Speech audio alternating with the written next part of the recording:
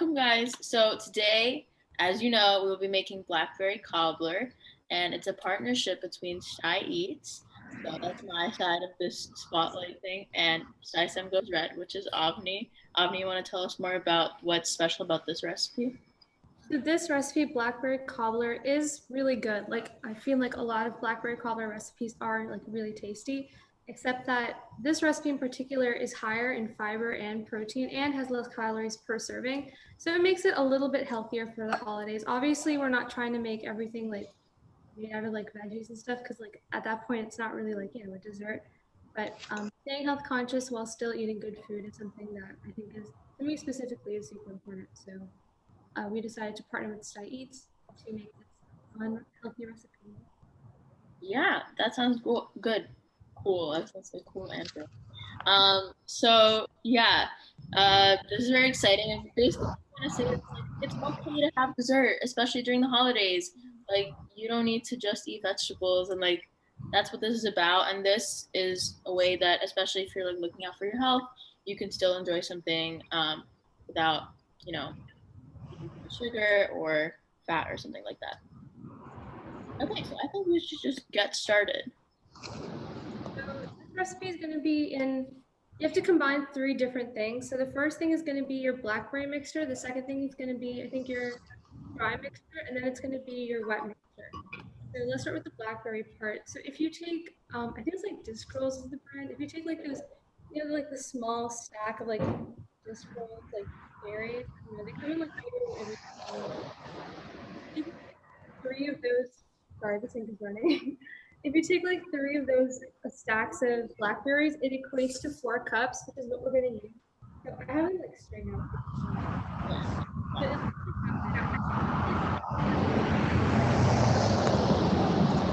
I don't know if we can Yeah, do it. so basically it's like we're almost seasoning our blackberries because we're adding a little more to them because when you're baking, you actually don't just put like your fruit, you usually add something else to it like sugar or lime juice or spices, which is like what we're doing here basically.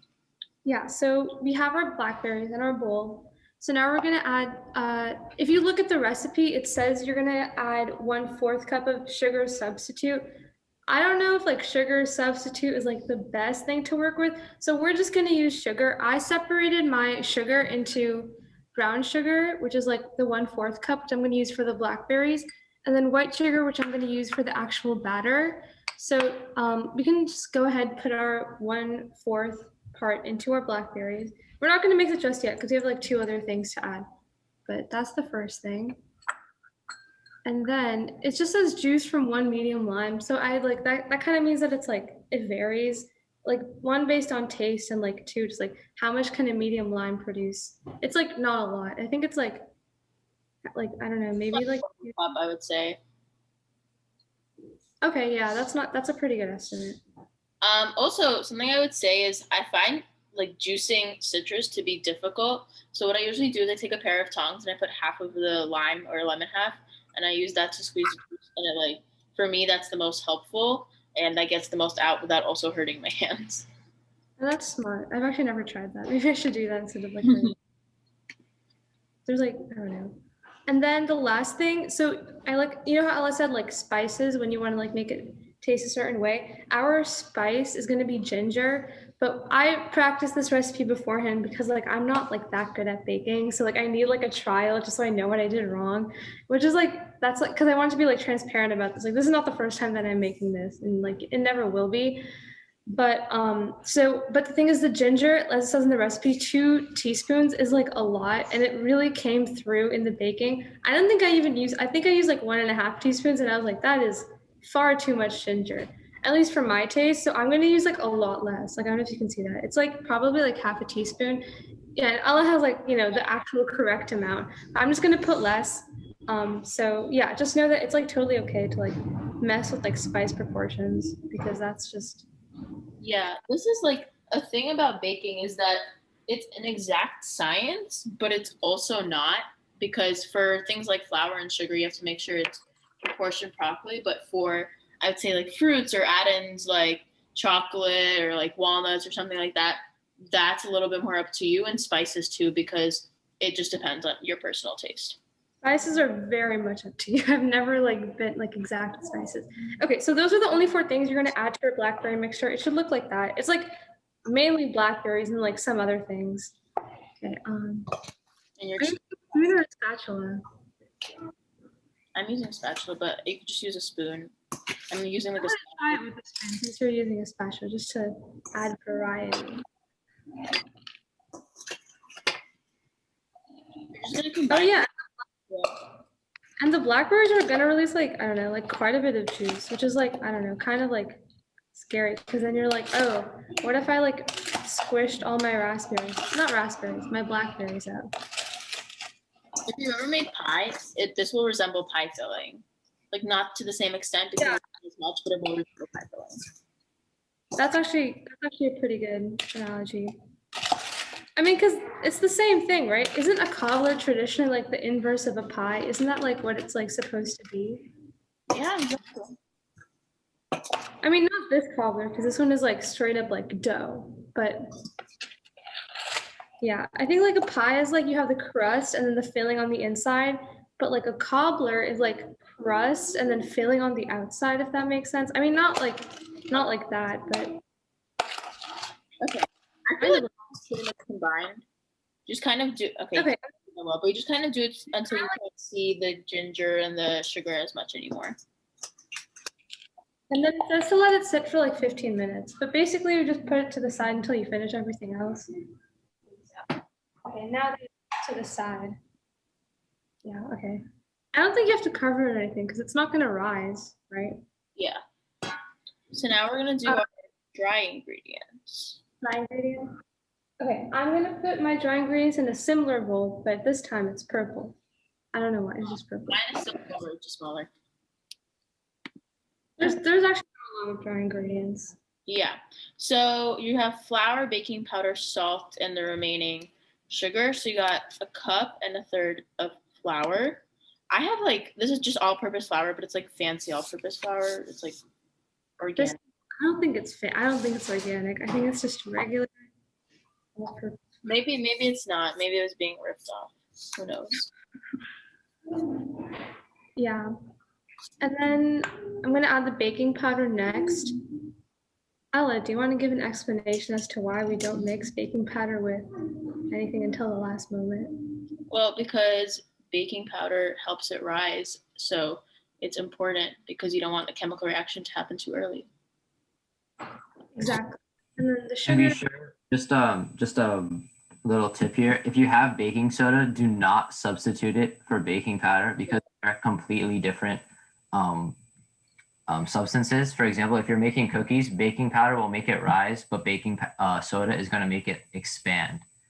So that just shows you like the difference between them. So if you try to add baking soda instead of powder, what's going to happen is the cobbler is going to pretty much fall apart in the pan. And then the sugar, which is like the 1/2. I mean, it's like I think I showed you guys before, but like for me, I'm just using white sugar for this part, and then I use brown sugar for the other part. And some salt. It's 1/16 teaspoon. They don't make 1/16 teaspoons. It just basically means a pinch of salt, which is like actually the technical measurement for a pinch of salt. I looked it up. So yeah, so you have your flour, baking powder, salt, and sugar, and you just stir those together. Dry ingredients usually combine really quickly, but it doesn't really matter if you combine them well, because then when you mix them with the wet ingredients, that's when it's important. So just kind of make sure it's evenly spread out when you mix it together. I think I have a 1/16 teaspoon. 1 second, I have to go check. Really? Interesting. I think I do. I don't know. I remember seeing it. So in your dry mixture, flour is always the main part of it. So it'll just look like a bowl of flour, but that's what it's supposed to look like. So.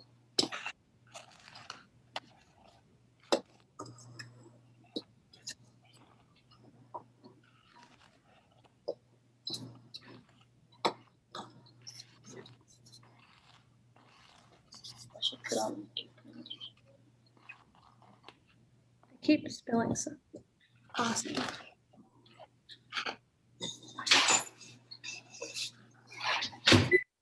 Pretty much combined. Yeah. Because I can't really differentiate between any. Okay, we'll put it to the back of the table. Okay.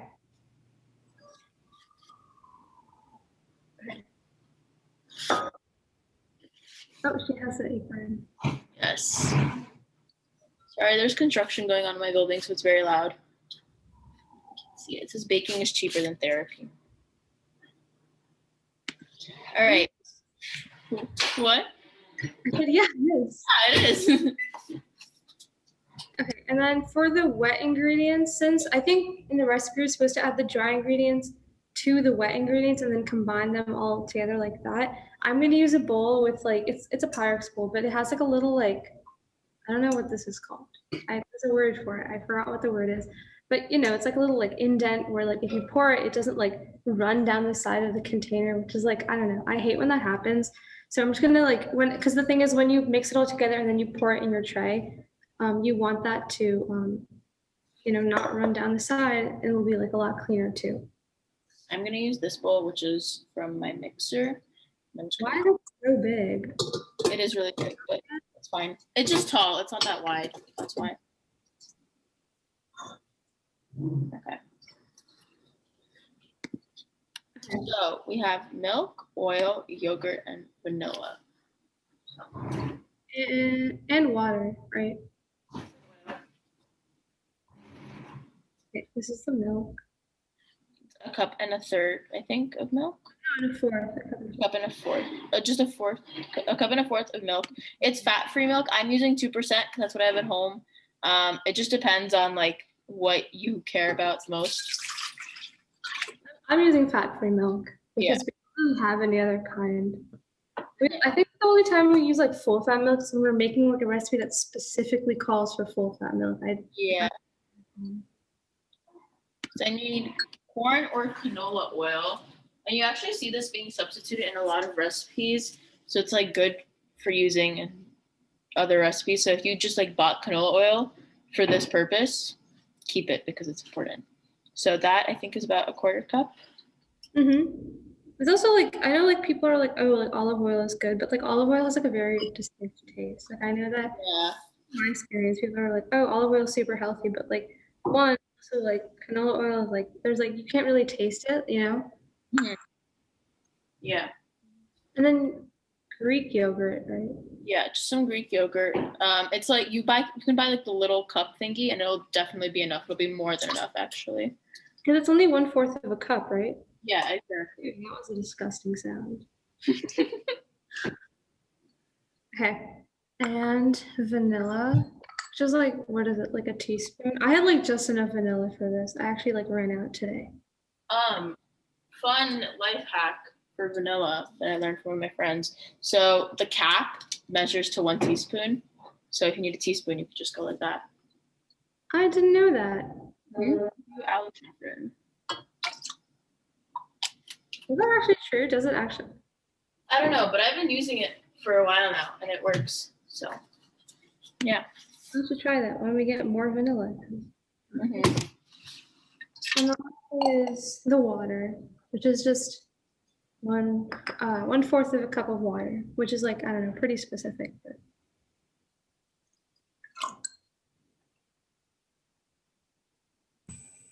And remember, when you're getting the vanilla extract, it doesn't have to be the pure kind. I'm pretty sure a lot of us use imitation extract because it's a lot cheaper. Like sometimes I think a little bottle of the pure one is like $12 or something like that. So definitely, if you don't have it at home, just get the imitation. It tastes exactly the same. Avni, do you add water to the wet ingredients? Oh, we have to mix them first, right? The water is for the berries. What? The water's for the berries. Is it? Yeah. Okay. You will get mixed anyway, so I don't see that's a big of a deal. So you just have to whisk that together. I'm gonna mute because my mixer's gonna be loud. Okay. Also, something that you have to do that we completely forgot to do in the beginning. You also have to spray down your bowl. So I haven't sprayed mine down yet. 350 degrees. Oh yeah, preheat your oven. My oven does not preheat. So you essentially have to wait, which is like not that bad. It doesn't really take that long if you haven't done it. You do it like when you start. Yeah, so you take your, shake it, and then lightly spray it because you don't want to make it like, too oily. So I apologize for the noise.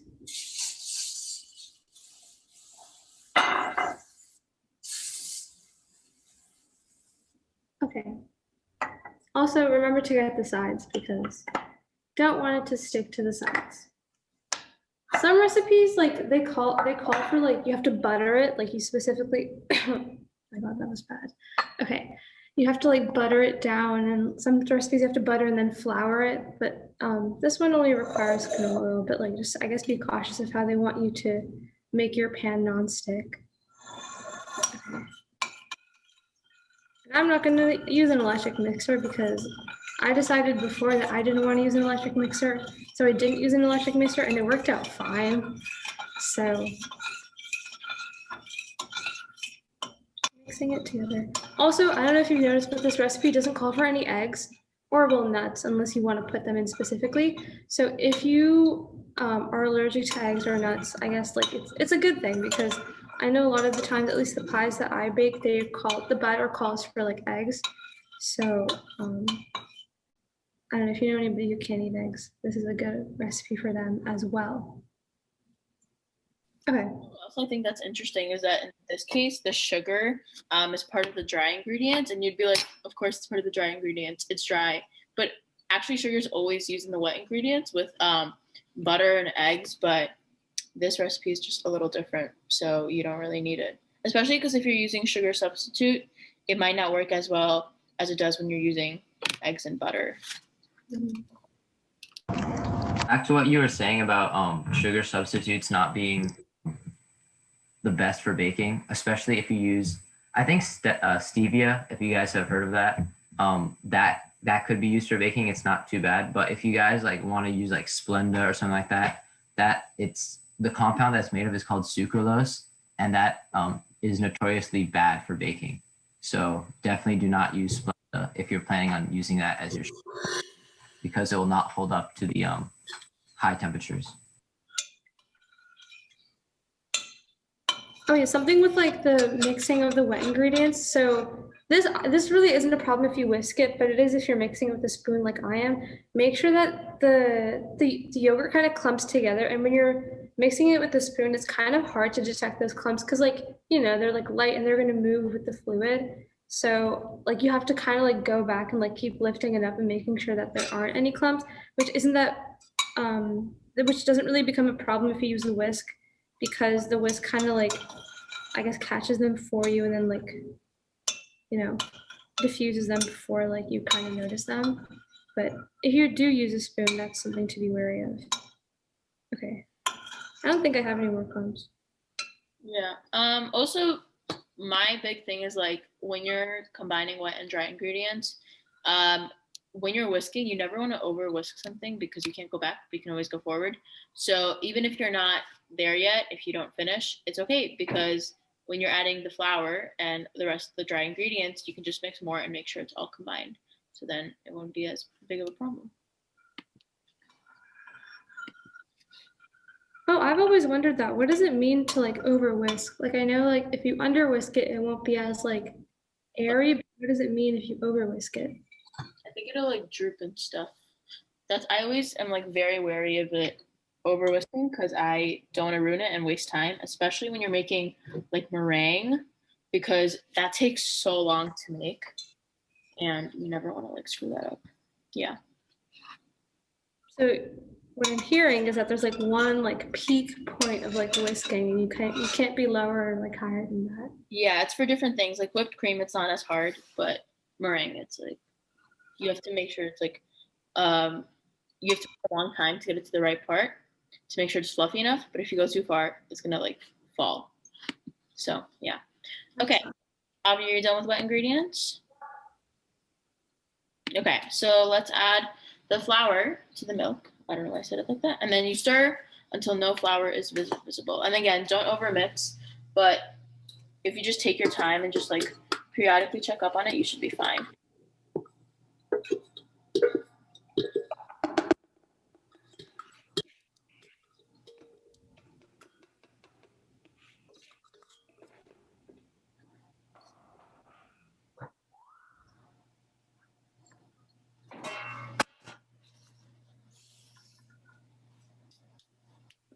And when you guys are at this step, like at home, because I don't think any of you are doing it along with me, aside from Ella. But if you are doing it at home, you might start to notice, you can actually hear it, like, like Rice Krispies, like Snap, Crackle, Pop. It kind of sounds like that, but like a little less intense, right? So I guess that's a good sign that there will be a little bit of rise in your cobbler.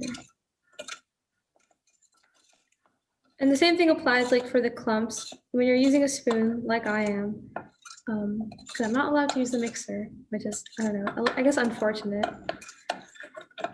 But when you're using a spoon, like again, you're gonna have like clumps of flour, which honestly, like I wouldn't stress with clumps of flour. I usually don't really stress on them too much because at least in the recipe that I did before, it came out fine, and I didn't really refine it so that it was completely smooth either. So if you're just like worried about that, don't worry. So if you just like refine it at least a little bit, you should be okay.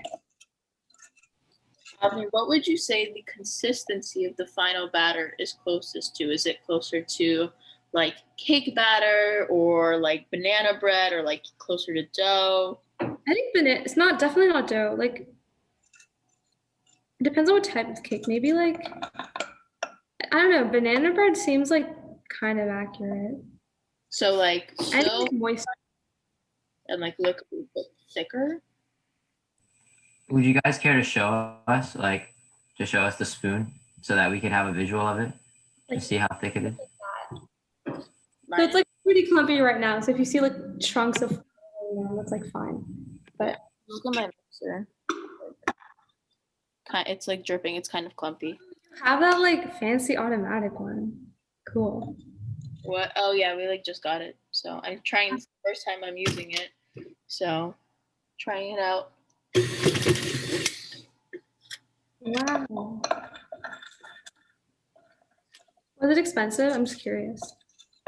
Not that expensive, but also because my mom bought it on sale. So.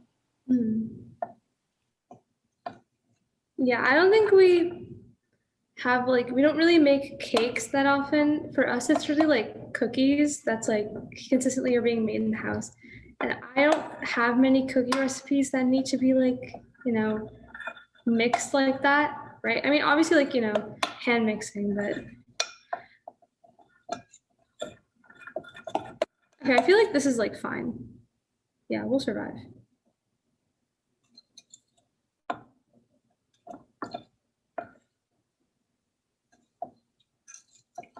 But the mixture that I do have is handheld, and it's very small. It's not as big as Ella's. Definitely does not have that like cool. So I have a hand mixer, which I used for a while, but this is mainly for like things when it takes a really long time. You can't really see my like kind of thick, but it just helps get it done faster. It was like really weird. I was like, is it already done? Because it usually takes me a lot longer to do stuff because I like doing stuff by hand. Okay, I think I don't want to overdo it, so I think that's it. Okay, are you done? Yes, I think so. Okay, so now you have your oiled pan, and so like traditionally, if you were to be like, ow, my finger. Okay, if you were to traditionally be like, oh, like a cobbler, right? I think what you're supposed to do is you're supposed to take, like pie crust dough that's more similar to a pie crust, which is much more, I guess, like rigid than the dough that we have. Our dough is like liquid, right? Pie crust dough is basically like a solid. It's very, very hard and very, very brittle because there's so much as shortening in it, right? It's very easy to rip and whatnot, right? So you take the pie crust dough and you make little I guess circles of it, I guess, right? Little spheres, and you scatter them throughout your thing, and then you add the fruit. So for this recipe, we're gonna treat it more like a cake, I think, rather than, or I think a banana bread we compared it to earlier, more of a banana bread rather than an actual cobbler. But It still qualifies as a cobbler, I think, because of its like shape at the end. So yeah. So Okay. I'm gonna pour it in. Part of the reason I also compared it to banana bread is this is kind of similar to how you pour in banana bread. Pour it into the pan. I'm just gonna take my spatula because I can't get everything off the sides. I'm just gonna. Pan is really, really wide, so it's gonna be a very thin cobbler for me. Because your pan is so big. I have a smaller pan, but I just used what the recipe told me to use. Mine is just gonna be a lot like thicker because it's just I have a deeper pan. Mm-hmm. I mean, it still tastes fine. I think like your stomach doesn't know the difference anyway.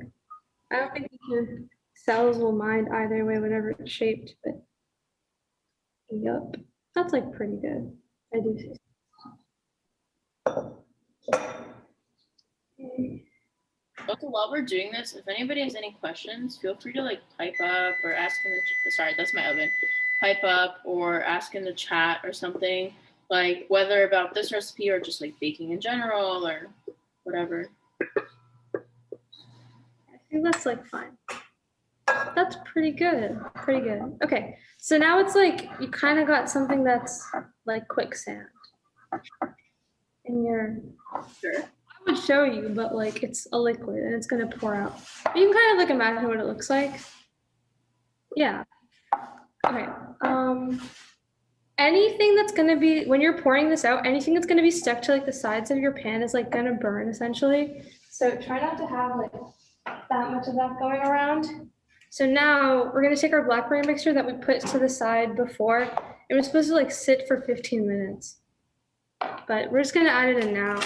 Did you have a timer going? I'm wondering. No, but I'm pretty sure it's been 15 minutes. I mean, it's been at least 15 minutes, but I don't know how exact it has to be. And if you notice, I mean, you're not baking. Blood red juice. Exactly. The juice is like now out. How can I show them the juice? I cannot show them the juice. There's like a little bit of juice on this spoon. So yeah. And then you just kind of like add it, make sure that's like dispersed evenly. So like when you cut it, every person gets at least a few blackberries. Also, if you want to distribute blackberries more evenly, you could always cut them up before adding them, but blackberries are pretty small, so you don't really need to do that. Maybe if it was like an apple or something, I would do that. Yeah. No, yeah, because nobody puts like whole apples. Because they're like big. Yeah.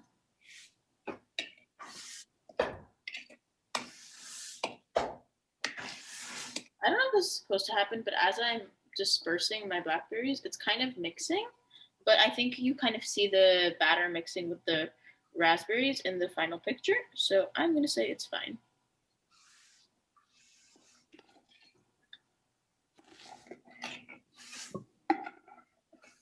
Yeah, your blackberries are gonna like, even though we're all adding them at the top, since the blackberries are, I guess, more dense than the liquid, they're gonna like sink, right? So, which is good, which is what we want. Because you want blackberries throughout. You don't want them just at the top. Mm-hmm.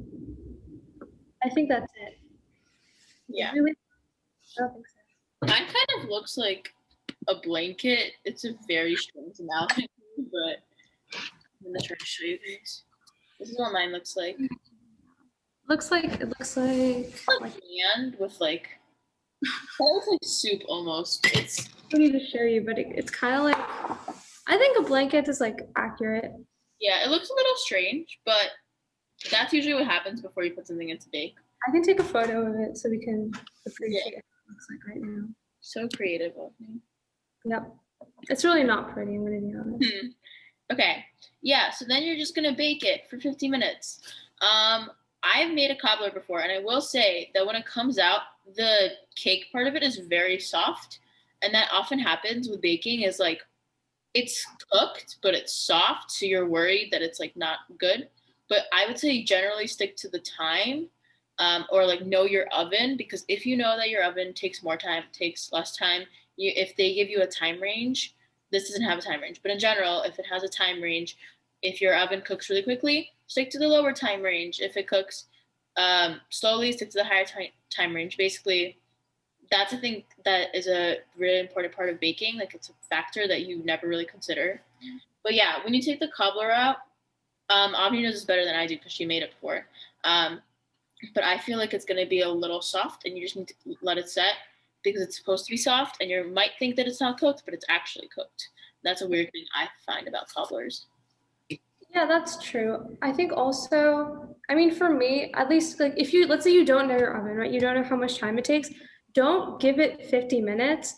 I always start like, no, even though I know my oven cooks like quicker, I always give it at least like, I always give it like less time. Like for this, I'm gonna give it first like maybe like 37 to 40 minutes, right? And then the way that you're supposed to check any like bread or cake is you take a stick and you put it through and you take it out. If it's like wet with the batter, right? If you poke it in a blackberry and it comes out wet, well, like duh, it's literally like a berry. It's gonna come out wet. But if you poke it in the batter, like in the center of the batter, and you take it out and it comes out wet because of the batter, and you'll be able to see if it's like black, you know, it's a blackberry. But you'll be able to see it. If it comes out wet, then you know it's not ready. And then you put it in again for like three, then at least we do. We put it again for 3 minutes, take it out, poke it, you know, take it. Is it wet? No, that means it's ready, right? And then if it comes out wet again, then you put it again for like 3 minutes, right? And the thing is, you could like keep going and it could take you like 53 minutes. Like, don't worry about it. As long as you find like an improvement from like before and after, that's kind of all that matters. I will say, toothpicks sometimes can make it difficult to tell because, like, this is the color of a toothpick. I feel like the cake part of the cobbler will look similar to this.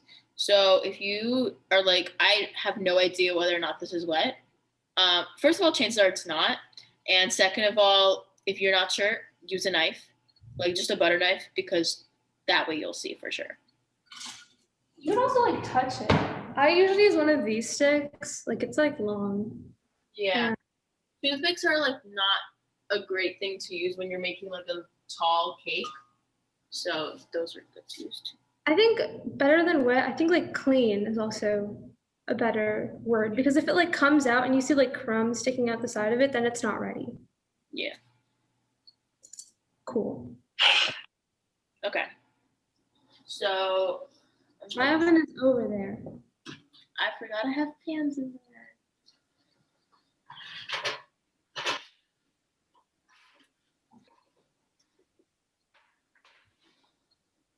And guys, remember when you take it out of the oven, do not cut or eat it right away because the cobbler needs some time to like cool off because if it's going to be really hot, it's going to fall apart if you try to cut it immediately. So you have to give it a little bit of time to rest. The more the merrier, you know.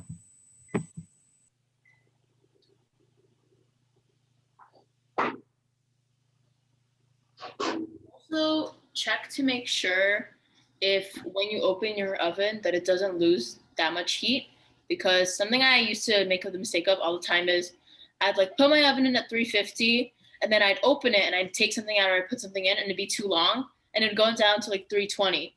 So I always reheat my oven after I put it in and then I bake it and I set the timer. So yeah. I mean, I think most ovens, mine doesn't because I just have a terrible oven. But most ovens have a light. Actually, no, it does have a light, but the light is broken. So, whatever. Most ovens have a light. So if you want to know, like, hey, how is my cobbler doing? Just turn on the light for like a few minutes. Not even a few minutes. Like, it doesn't really take that long. Just look at it and see if it's like, I think you've heard like golden brown, and if it's like brown and it's been like 35 minutes, I suggest like you stop. Like you don't want to take it all the way to 40 because it might make it, you know, burn. You don't want that to happen. Yeah. So we are going to end soon, but we first want to give some tips if you guys need them, like ask any questions. I'm still not sure. I don't think anybody cooked along with us, but if you did cook along, tell us how you're doing. Or if you're planning to make this and you're not sure about something, ask us. So, yeah, we're here.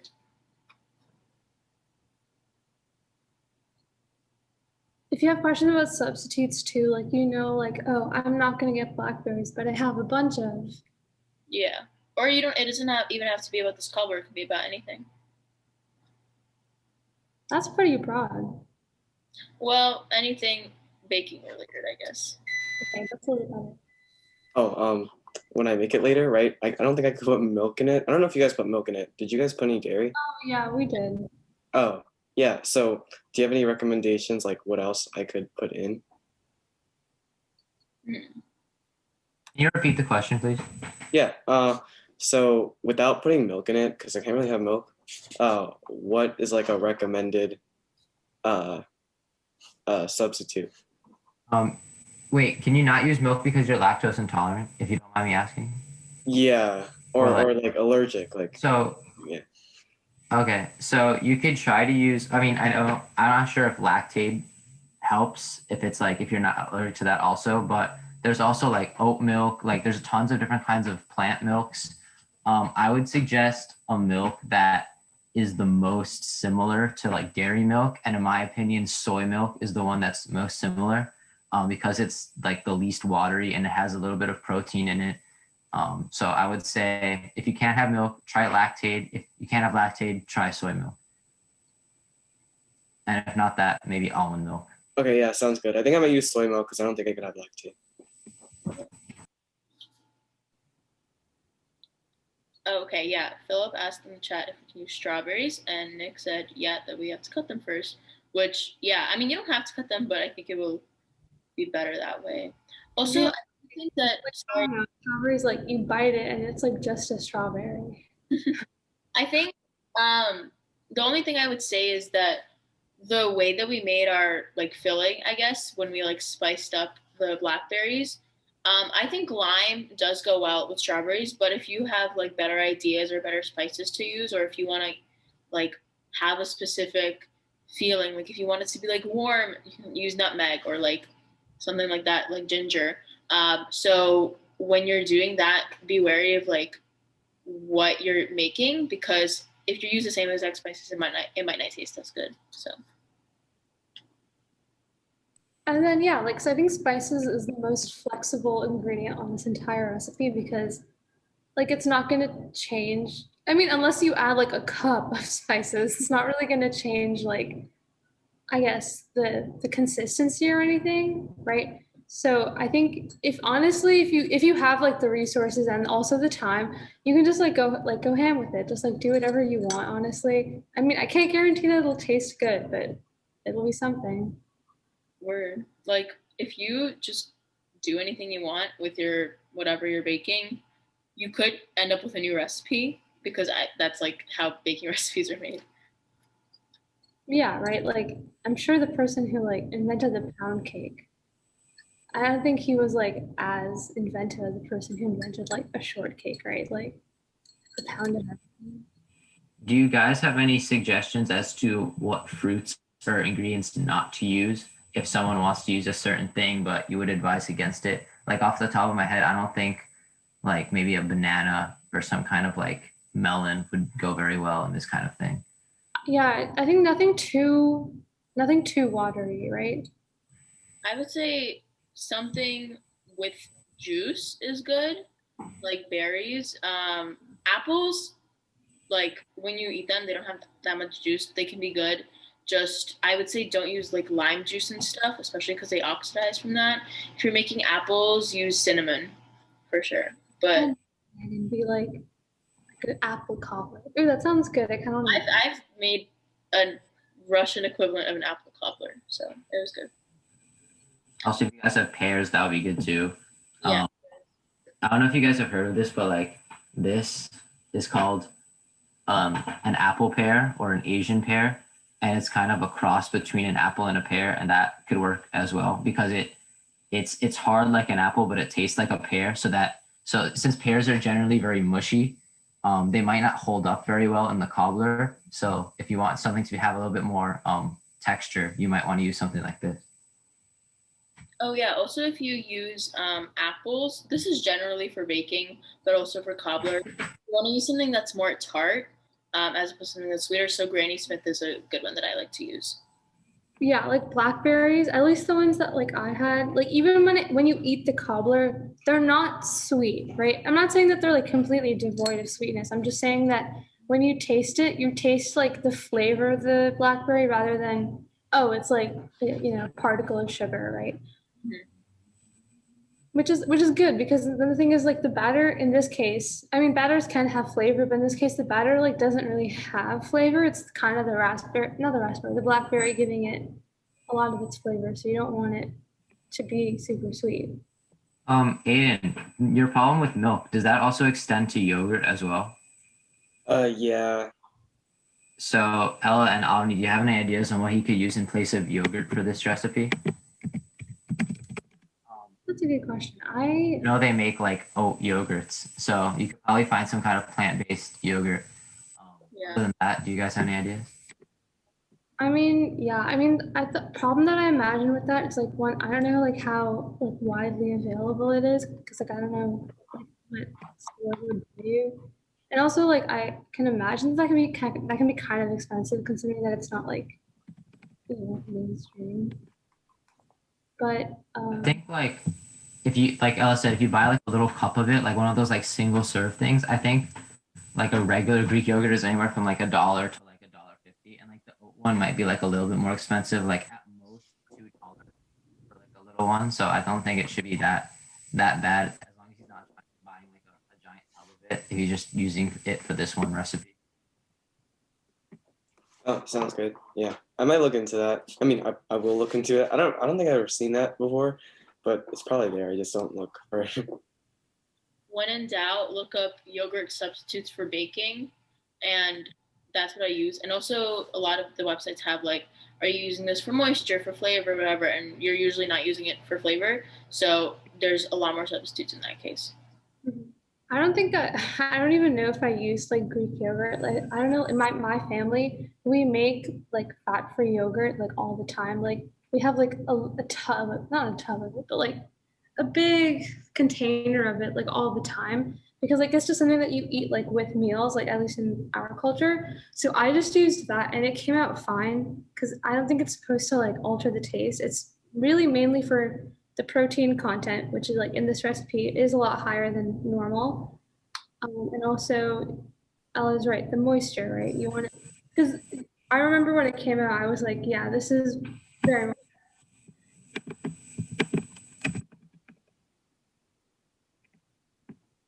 Any more questions, comments? Oh wait, Aiden, I just sent a link in the chat as to an oat yogurt that I got as like a free item once at a supermarket. That was the brand that it was. So that's just one thing to look out for. They also have oat milk if you want to use. Nick, can you repeat that? We missed most of what you said because your mic was acting up. As usual, it is. It is broken. So I just sent a link in the chat for Aiden. It's a link to oatly.com, which is a brand of oat products, like oat dairy substitutes. And I've had their milk before and I've had their yogurt before. Their milk is kind of watery, so you might still want to use soy in place of dairy, but I think the oat yogurt is a good alternative for the Greek yogurt. Oh yeah, thanks. It looks good, like the box in there. Oh, thanks.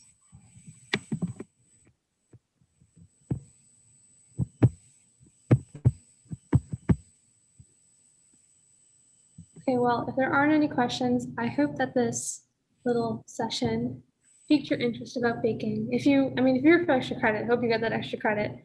If you haven't already, fill out that form about, oh, just put in the chat. Awesome. Fill out that form about which teacher you're putting it in. Even if you're not here for extra credit, just like fill it out so like we know that you did like come to the event. Yeah. Yeah, thanks for coming, guys. If and when you make this, please send us a picture of it. You can message me, Avni, or Nick. No, if you already did it, you don't have to redo it, the form. Or you can email any of us or stuy1@gmail.com. Avni, do you guys have an email? We do. It's Stuy STEM Goes Red at Gmail. Okay. Yeah, so then for emails, it's just like our names. Avni and I are 20, Nick is 10. So, yeah.